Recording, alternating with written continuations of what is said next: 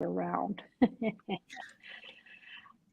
We're so excited. We are coming to you with Life on Purpose Live. We have a tough topic today, but we have great information because there's always good news when you're dealing with topics that involve Christianity and Jesus. And we have Dr. Jenna Londgren coming to us from Minnesota. So she's where it's cold, but so excited to have you. Thank you so much for being with us today. Yeah, thank you, Beth. I'm excited to be here. I'm really honored to have this conversation with you. So you have a book out about emotional and mental health and wellness that came out just a few months ago. I want to know what your conversations have been like since you've talked to people that have read the book, because this topic, if it's not personally affected you, has affected someone in your family. So what do you think that is the takeaway that you're seeing the most benefit from? Yeah, thank you for asking that. It's really interesting. I would say the biggest amount of feedback that I'm getting is just people saying, this really helped me gain some awareness into my mental health. Like I thought about things that I hadn't thought about before. I did some reflection and just kind of gaining awareness overall that we all have emotions, we all have mental health, and it's okay to talk about it and it's okay to receive support and it's okay to take care of yourself, and you're not a bad person or you're weak if you're struggling, and just kind of busting some of those myths that a lot of people have just around mental health in general. So it's been very fun. It's kind of like, I think the biggest reflection has been thank you. And this has helped me understand myself better, which has been really amazing to hear, because that's why I wrote the book, to help myself and the people that I serve as well. So I have a question for you. You know, I'm an author and I wrote about life on purpose, and now I'm working on a second book, and it's about identity and about how an identity crisis can be the best thing that ever happened to you, because it takes us back to who we are and how we can become the best version of who we are. So do you think that mental health is perceived negatively? I know it can be a crisis and things like that, but oftentimes it points us to our knees, and it gets us, honest with God, and at gut level, it may feel awful, but sometimes good things come out of it because we do begin to rebuild who we are. Is that true? hmm Yeah, I would say so. I mean, mental health encapsulates such a wide range of diagnoses and symptoms, and just a whole gamut and a whole continuum of issues. Mm-hmm. But I think a lot of people might struggle with mental health challenges and then feel shame and feel guilt and feel even worse, even more isolated. Yeah. So it's kind of reframing that struggle as a message and as a Yeah. signal, and just kind of, instead of judging it and criticizing yourself, really listening to it, to whatever your emotions are telling you or whatever your symptoms are, and then using them as a guide, Yeah. to, back to Christ, or back to more connection, or, back to maybe some solitude or even rest, Mm-hmm. and just any restorative activity. So I do agree that sometimes we view mental health as negative, and I'm the only one suffering with this and I can't talk about it. But it is Mm-hmm. kind of viewing these struggles with curiosity, and then understanding that they can lead you to really great things, like a new identity, or like kind of a new way to define yourself. Yeah. Yeah. I think that's so true. What do you think has been you've been doing this for 10 years plus, so you've seen this wave of anxiety and depression hit our nation. Mhm. Like, some of it is just that we have news around the clock, so we know more than we would have perhaps. But what do you think has taken such a big toll on us that we have record numbers of people experiencing anxiety, depression, as you call it, burnout? What do you think led to this epidemic of mental health crisis? Yeah, I think it's a lot of like macro factors, and then it's a lot of micro factors as well. So one of the biggest things is the rise of technology, and Yeah. just, kind of, choosing technology relationships and bonding with your phone as opposed to being in a group and in a tribe. And just even kind of the unraveling of the fabric of our family systems. If you think Yes. about past generations and past just past civilizations, we're wired to be together, to be in a community, to receive support from intergenerations. And Hmm. just how there's a lot of factors related to that, but like just that kind of the unraveling and the isolation of family systems has, Hmm. and even individuals within the system, has really led to a lot of loneliness and isolation. And Hmm. then again, so pair that, I think COVID kind of intensified that as well, of just isolating people and people just being on technology more, hearing bad news, comparing yourself, kind of judging yourself in relationship to other people's lives. And Hmm. then having this whole kind of mentality of immediate gratification then. Yeah. And I talk about this a lot when we discuss addiction, is like we as a civilization do not tolerate pain well, just pain in Right. general. And if Hmm. we are suffering, our biggest MO is make it stop now. I will do whatever it takes. If I'm hungry, if I have a headache, if I'm lonely, I cannot feel this discomfort at all. And if I Hmm. do, then it's weird and I'm the only one. So it's Hmm. just kind of this rejection of anything uncomfortable.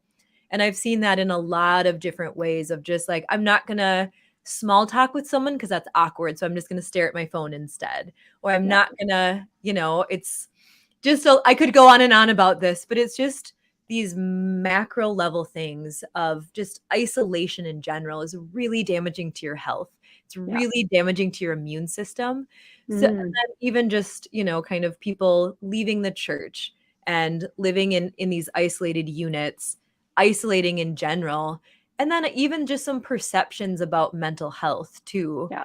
Um, so that's as concise of an answer as I can give, but we are Well, I people think that those are great answers. I think that we can all relate to that because we've all experienced it on some level. So, what are the first big steps that someone could take to say, okay, I've been struggling with this for a minute now, and it's time for me to do something different.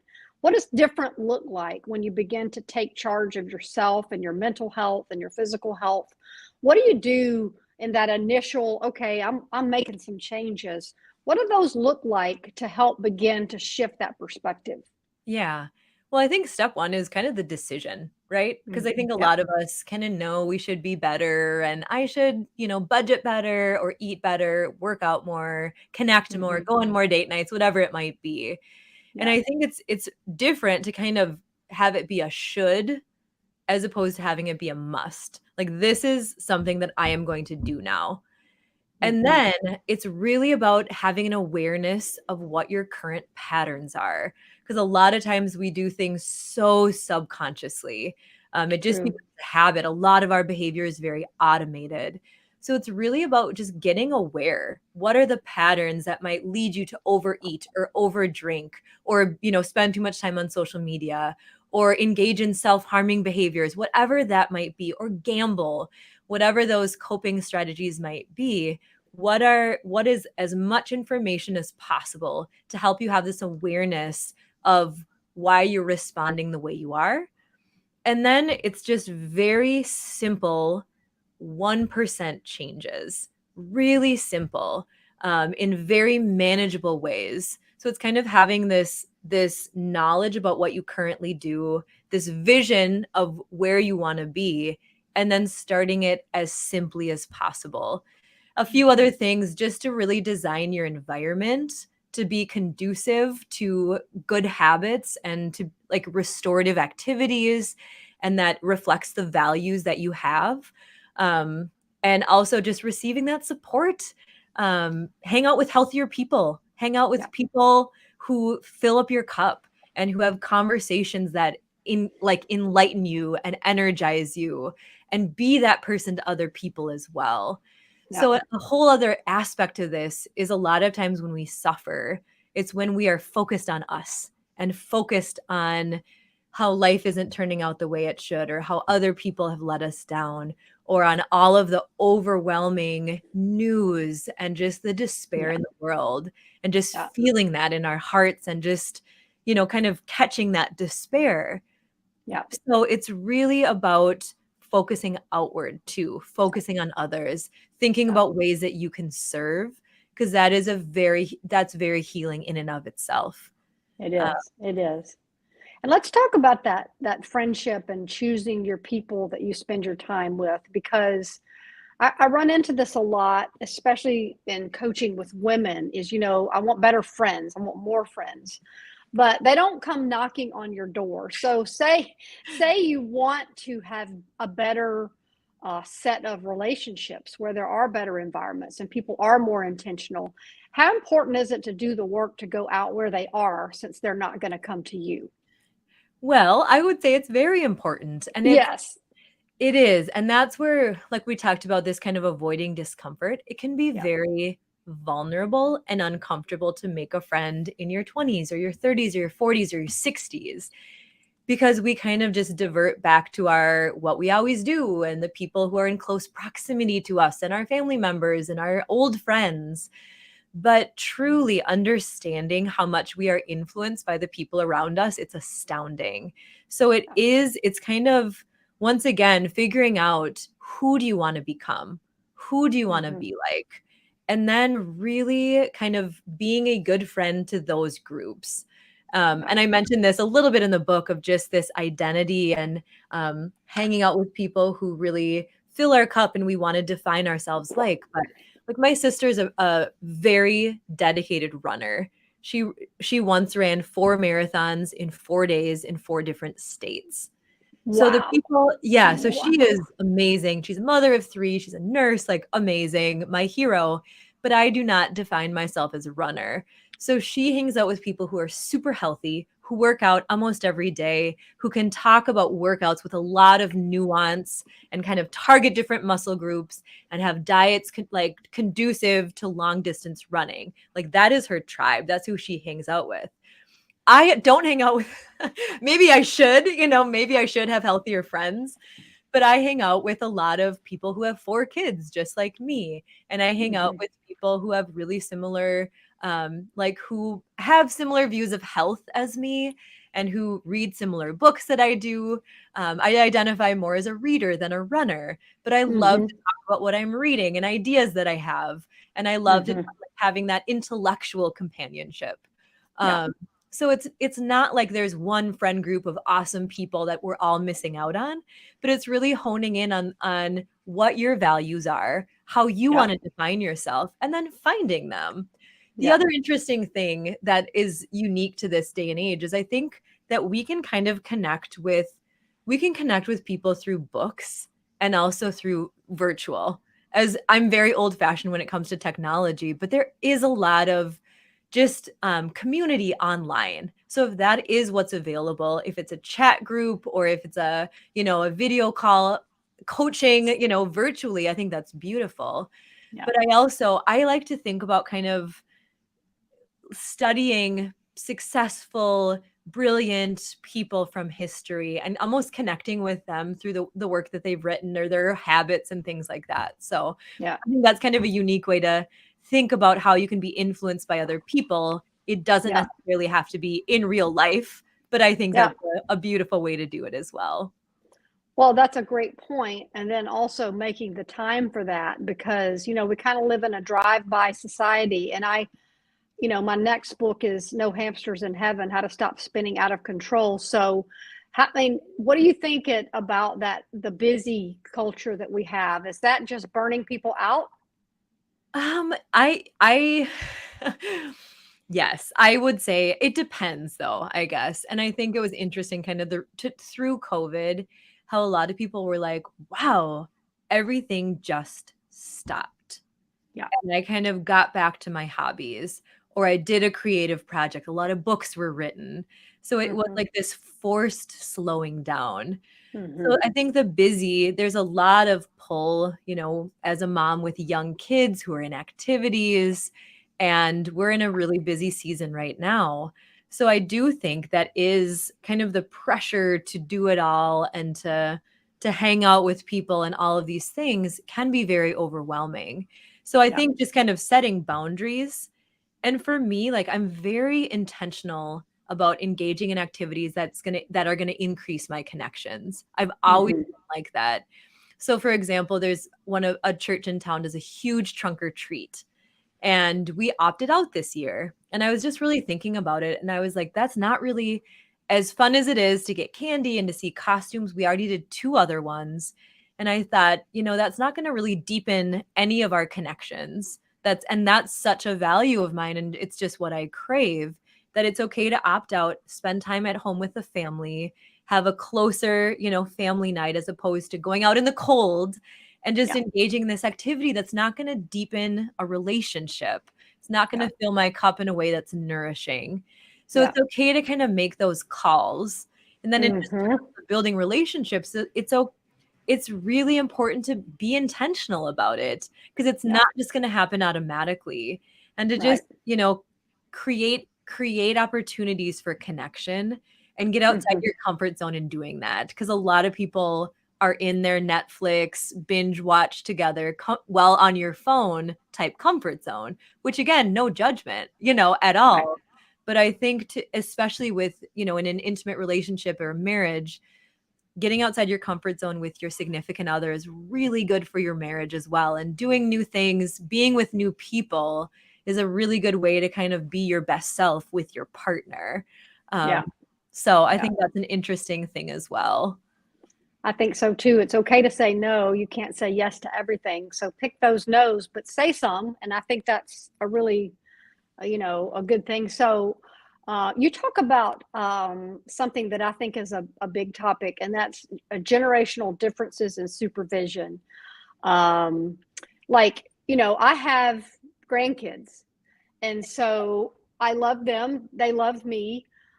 But, I find a lot of people struggle with the letting go of the adult kids and the grandkids, and letting the adult, and I'm sure you've seen this, and letting different be okay, but it's a struggle there because, we have lifelong experience and we want to protect our kids from, but we can't really do that. So how do you talk to people my age that have grandkids and adult kids about letting go and that fine balance of letting them supervise and raise their kids how they best see fit? That's not, people are not good at that. Yeah.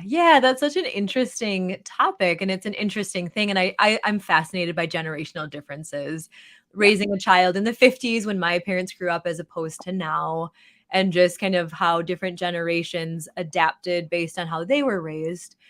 But I think overall, in terms of letting go, and in terms of just maybe differences in opinion in how adult children are raised, and in terms of how kids are supervised, it's really important to just have some insight into what is driving the differences. Like, is it fear? Is it anxiety? Is it a difference in opinion? And I think all grandparents and parents, love drives it, right? Like, it's driven by love. Yeah. But I also think a lot of times some fear can come in. And if you have experiences with accidents or injuries or mental health risk factors, things like that, you want to put everyone in a bubble. With drugs, right? Like, that's the work that I do. And hearing all of the stories, it's enough to make you just want to keep your kids inside and never leave the house because it's so scary. So I think overall, the best way to deal with that is to just stay connected, even if you disagree, right? So it's not saying you're right, I'm wrong, I'm cutting you off, or, undermining power, being sarcastic, or, criticizing in any way, but just like maintaining a relationship with your adult children or your grandchildren or whoever is at stake, and just asking good questions, and just being as respectful as possible. Just like, hey, like, this is what I'm noticing. Like, what's going on? Or here's my thought on this. I'm trying to think of an example, maybe like kids who might spend too much time on social media, right? Or like grandkids who might, or something like that, or who are over supervised or under supervised. And it's okay to give feedback. I think that's what that's an important part of being in a relationship. It's not like you always have to agree and be like, oh, it's fine. It's okay to Yeah. give feedback, but doing it in a way that really helps the relationship stay connected, if that makes Yeah. sense. Like, Yeah. It I trust does. your instinct. I know that you're the parent that God gave to your child, but here's what I'm noticing, or I would love it if we could do X, Y, Z. Yeah. Um, Yeah. It's funny because I ask my adult kids when they say stuff, I was like, okay, or do you want my opinion or you just want to vent? And, they'll yes. tell me, do you want my opinion? And, they'll say no, or sometimes they'll say, yeah, what do you think? And so that's kind of worked for me because, sometimes that is a good thing because they're grown and they're great adults. So let them Yeah. be, right? Yeah. And I think that's a great way to frame it of like, hey, do you just need me to listen or do you want feedback? Like just Yeah. really clarifying that. Because even Yeah. in the book, when a lot of people share issues or share problems, the person that they're sharing it with just jumps to fix it. And I Yeah. think that's where it can be really frustrating. I'm like, I just Yeah. need you to listen and believe me and support me Hmm.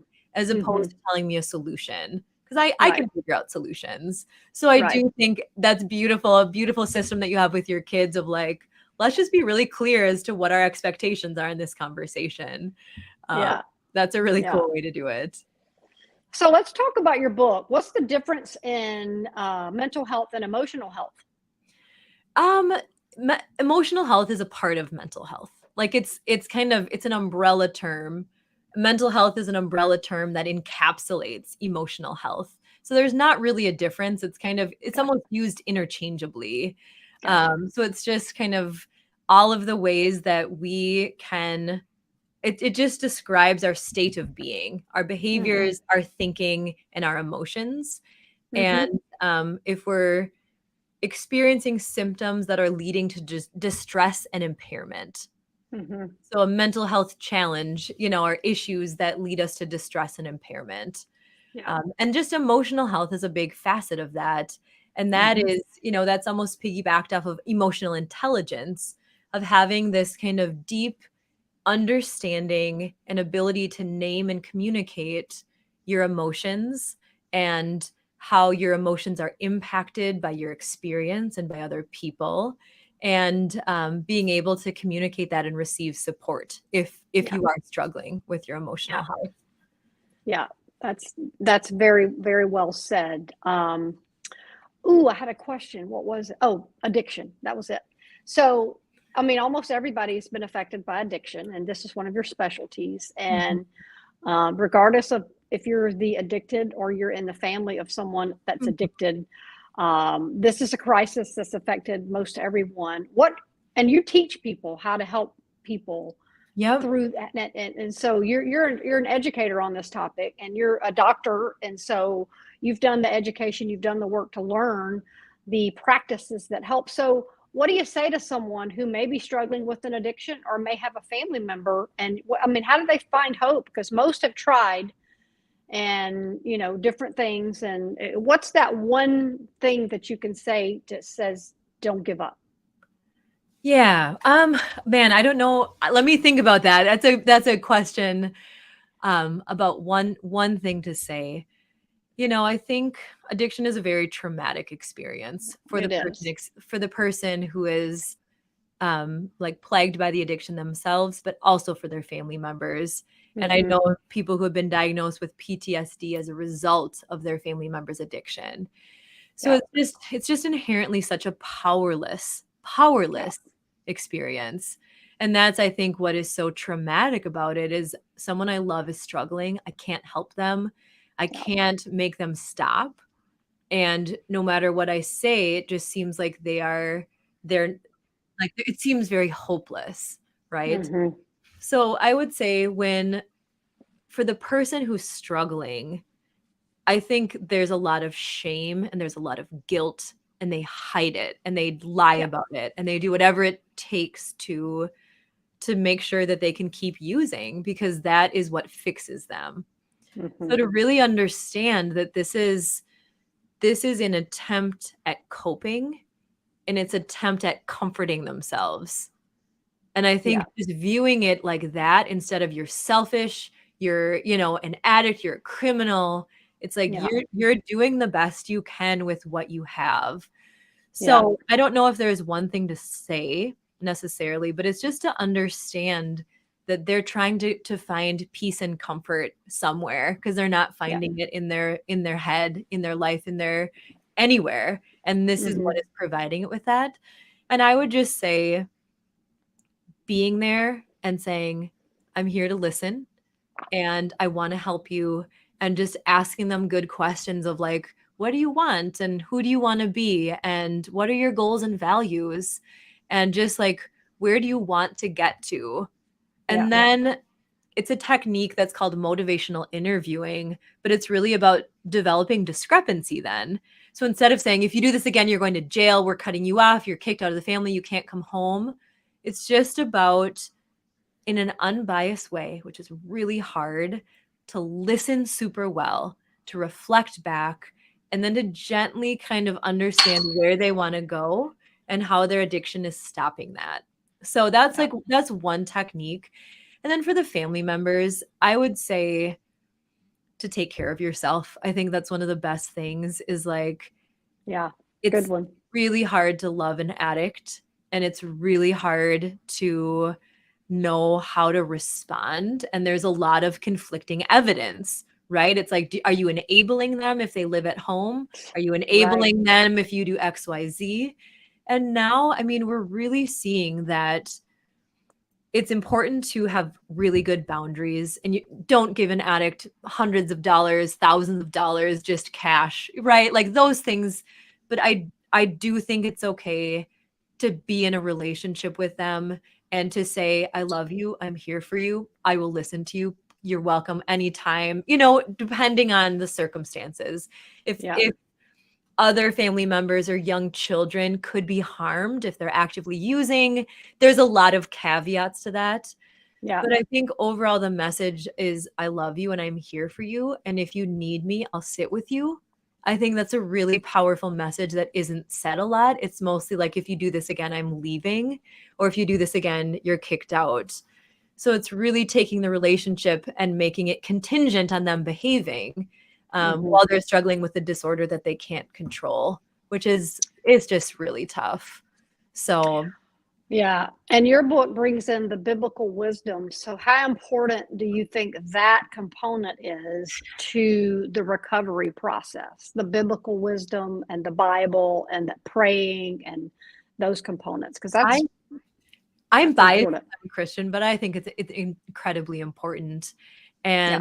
And I think, just kind of trying to find that comfort in substances or in alcohol, in drugs. And it's almost like filling a hole, like filling a Yeah. spiritual hole. So Yeah. I do think that it's like spirituality, religion, prayer is a big part of the recovery process. And I think it Hmm. can be used in conjunction with science and with therapy and with medication and with mental health treatment and with a lot of coping mechanisms as well. So Yeah. I think that they can be used interchangeably, but a lot of people, even who may have never been religious at all, talk about almost having like a spiritual awakening. Hmm. I did a Narcan training in my class last week, and I had someone who had been a meth addict for 20 years, from the time she was 23 to the time she was 43.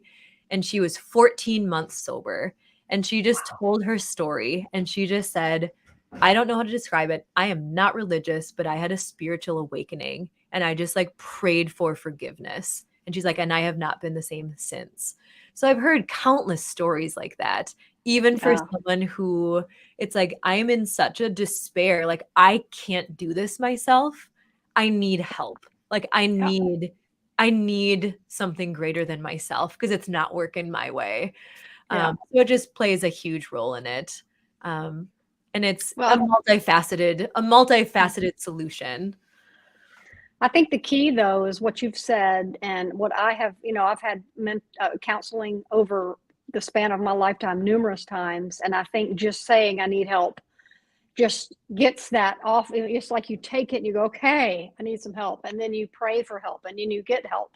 With a health professional, a doctor, and then begin to map out a plan and not trying to do it on your own, is just nothing wrong with that. That's the way to go, is to get a team of people and a support system and a community. As you said, being in a good church is important. And so Yeah. I think that's not trying to do this on your own is a very important thing, and knowing God accepts you where you are and he wants to help you exactly where you are. So Mhm. I'm a big believer in the getting help thing, because I mean, I don't think anybody's ever not been to a point where they fall to their knees and they're like, I need some help here. Hello, Mhm. Lord, where are you? And Mhm. getting real honest is okay. Yeah, exactly, and I think, maybe for a lot of Christians, that's, like, counterintuitive of, like, "No, I can do this myself," or "I don't wanna burden other people," Right, right? Like, right. other people have a lot going on in their lives, and my problems it's almost like it's this concept that's called comparative suffering of, like,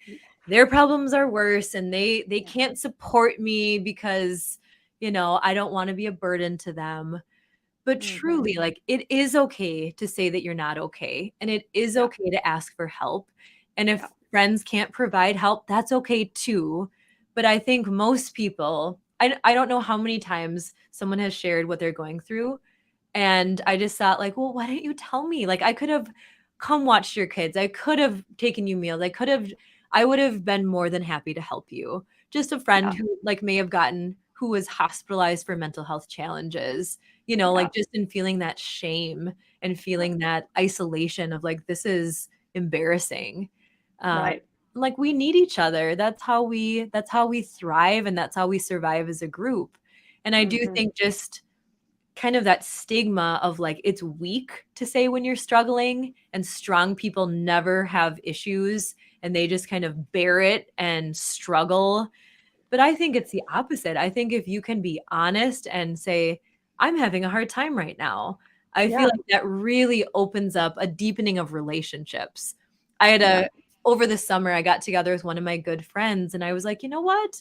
Here's some things that are going on for me, like just getting real. And then she's like, Mm-hmm. here's some things that are going on for me.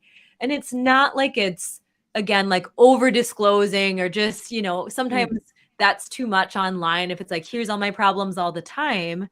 But Right. I've never felt closer to her in just having Yeah. this honest, transparent, like, here's some struggles that I'm facing Yeah. at this life stage in my marriage, with my kids, whatever else it might be.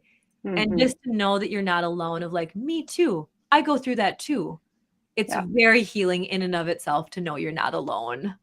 Yeah. Yeah. It's so true.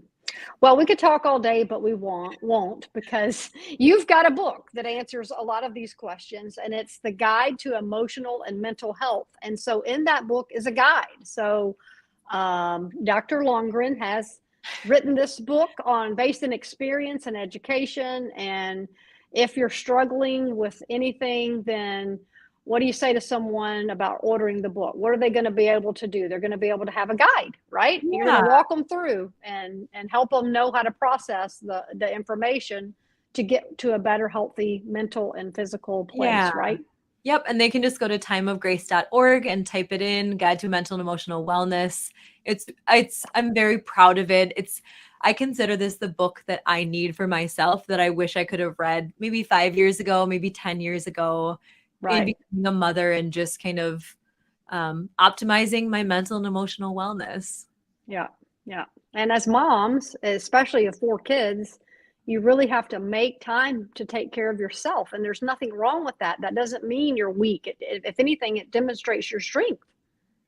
Yep, exactly. And I think that's a lot of people have a kind of a barrier to the idea of self-care, the idea of taking care of yourself, because it's like, well, other people need me more. Why would I go Mhm, do XYZ or spend this money or use my time in that way? But this is for mhm. the long game, right? Like this is a sustainable model of we need to figure out some systems for optimizing our well-being Yeah, throughout the lifespan of our lives and our kids' lives. It's not a right. sprint, right? Sometimes it feels Yeah, like that. Sometimes the holiday mhm, season and other seasons can just feel like a sprint that you have to get through. But right. what I'm hoping is that people who read the book can help them develop systems Yeah, of longitudinal well-being and sustainable well-being. That's very, very good. Well, we're so excited to get to talk to you today. I'm so excited that your book is out and available and that you can share your experience and all that you've learned, because it's a big topic and it's a great gift for a holiday season for anyone who may be, trying to find those answers to those questions, and be a great place to start. Thank you. Thank you, Beth. I really appreciate that. Thank you. Thank you. We'll come back and talk about this again soon. And we're just, again, congratulations on the book. Best of luck with it. And we'll talk about it again at another time. All right. Awesome. Thank you. Bye-bye. Bye.